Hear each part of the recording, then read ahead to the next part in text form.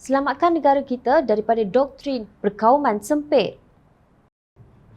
Isu penghinaan ke atas Nabi Muhammad SAW oleh dua pemimpin Parti Perdana Menteri India, Bharatiya Janata Party (BJP) Nupur Sharma dan Ketua Operasi Media Delhi Navin Kumar Jindal kini nampaknya bukan sekadar menjadi isu domestik negara India sahaja. Mengulas mengenainya, Ahli Parlimen Pakatan Harapan Sepang Muhammad Hanifah Maidin berkata, ia kini telah menjadi isu antarabangsa.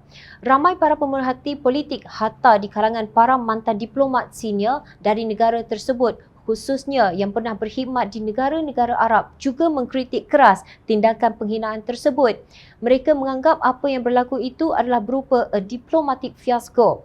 Apabila berlakunya insiden seperti penghinaan kepada Nabi Muhammad, isu itu kini telah melintasi garis merah dan ia tidak boleh lagi dianggap hanya sekadar menjadi isu domestik sesuatu negara sahaja, tegasnya. Malah kata Hanifah, di India sendiri sudah ada suara-suara yang menyalahkan BJP sekiranya keselamatan jutaan rakyat India khususnya di negara-negara Teluk dan Arab terancam. Sebagai Muslim, saya berharap dan berdoa agar umat Islam masih boleh memiliki cool heads dan tidak mengancam keselamatan mana-mana rakyat India di mana sahaja kerana jelas mereka tidak bersalah dan amat tidak wajar sama sekali untuk dipersalahkan, ujarnya. Menurut beliau, dari sudut politik amat ketara negara India dan parti BJP pimpinan Narendra Modi menghadapi tekanan yang begitu hebat sekarang. India kini mendapat penilaian yang buruk dalam laporan berkenaan tahap kebebasan agama di peringkat antarabangsa, khususnya dari Jabatan Negara Amerika Syarikat. Iktibar yang mungkin boleh diambil oleh komen tebuk atap, jangan anda semua dok syok sendiri dengan apa yang anda telah dan sedang lakukan. Adakah anda syok sendiri dok fikir masyarakat antarabangsa tidak memerhatikan tindakan anda semua dan menganggap semuanya business as usual, tegas Hanifah. Kenapa kita perlu mengambil iktibar? Apa persamaannya BJP dengan parti-parti politik di negara ini? Mungkin jawapannya ada pada tulisan Naib Presiden Amanah Datuk Seri Dr. Mujahid Yusof sebelum ini. Beliau menyifatkan dakwaan PAS bahawa mereka sebagai satu-satunya parti Islam yang tunggal sebagai indoktrinasi yang mengepung pengikutnya dan melahirkan pembudayaan politik. Hanya kami layak membawa Islam, manakala yang lain tidak layak. Ini telah memecah belahkan umat Islam dan melahirkan budaya taksub dan kebencian. Mana-mana pihak yang cuba berfikir di luar kotak pemikiran yang dibentuk oleh pemimpin mereka akan dipencilkan, dikafirkan dan dijatuhkan dengan pelbagai hukuman berat sehingga memisahkan mereka dari kelompok utama kepimpinan parti. Kini retorik PAS tercabar apabila jawatan Menteri Agama berada dalam genggamannya, kata Mujahid.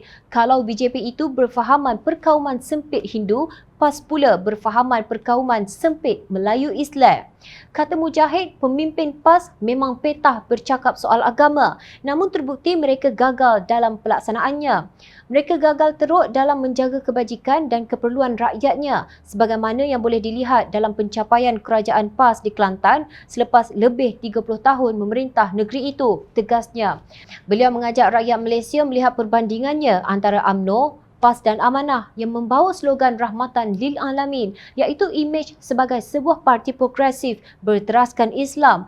Kata Mujahid, Islam yang dibawa Amanah bukan didoktrinkan tetapi panduan besar yang melahirkan pendekatan politik berasaskan idea, nilai dan wawasan untuk negara yang mahu meningkatkan kapasiti akliyah yang tinggi dalam kalangan rakyat, khususnya orang Melayu. Untuk orang Melayu, Amanah menawarkan bangsa yang bermaruah, bukan bangsa yang korup dan membabi buta, supaya mereka dibebaskan dari cengkaman kepimpinan yang menunggangi Melayu dan Islam untuk habuan dan laba kelompok masing-masing. Untuk Malaysia, Amanah menawarkan kepimpinan yang progresif dan melalui contoh Melayu bermaruah dapat menyatukan semua bangsa supaya Malaysia makmur dan aman damai menghadapi masa depan yang mencabar, tegasnya. Sehingga hari ini UMNO dan PAS gagal membuktikan bahawa Islam dan Melayu terancam semasa Pakatan Harapan mentadbir negara selama 22 bulan. Ayuh, jangan terpedaya dengan memukan UMNO dan PAS itu yang akan membawa kesan langsung kepada masa depan negara. Ini kerana masyarakat antarabangsa termasuk pelabur-pelabur turut memerhatikan kita.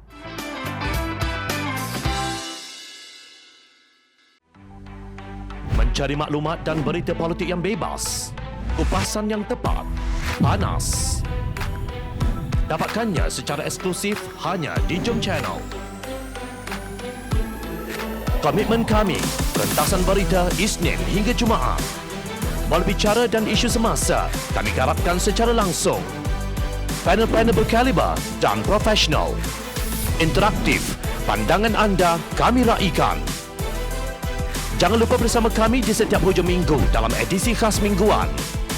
Jom Channel, moving forward, sharing a new experience.